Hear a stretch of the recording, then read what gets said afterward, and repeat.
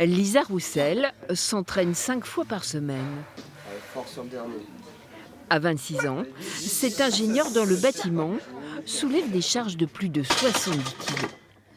Voilà. Et là, c'est le moment où on a envie de se mettre au sol. C'est vraiment un gros effort. Ouais, ça prend un peu nerveusement. Souvent, je vois un peu les étoiles. C'est beaucoup d'entraînement, beaucoup de rigueur, et puis il faut arriver à s'arracher même quand on est fatigué. C'est un effort qui va durer entre 10 et 15 secondes en fonction de l'intensité qu'on y met.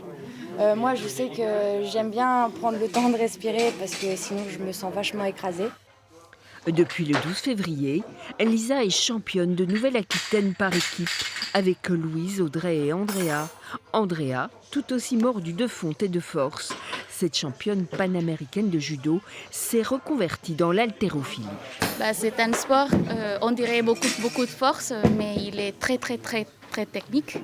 Donc il faut d'abord apprendre à faire la technique, il faut une certaine discipline. C'est grâce à la technique aussi qu'on peut soulever des barres très lourdes en fait. C'est pas que la force. Elle vise plus sur l'avant du pied au départ. Ce trophée est un véritable tour de force pour Adam Hassaïn qui entraîne ce groupe de filles au progrès fulgurant. C'est un sport vraiment qui développe des qualités athlétiques en fait.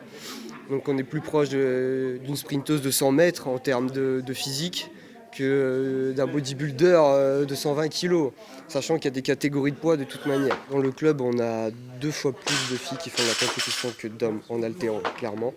Le groupe de filles a désormais décroché son ticket pour jouer en National 1 avec un nouvel objectif, monter dans le top 9.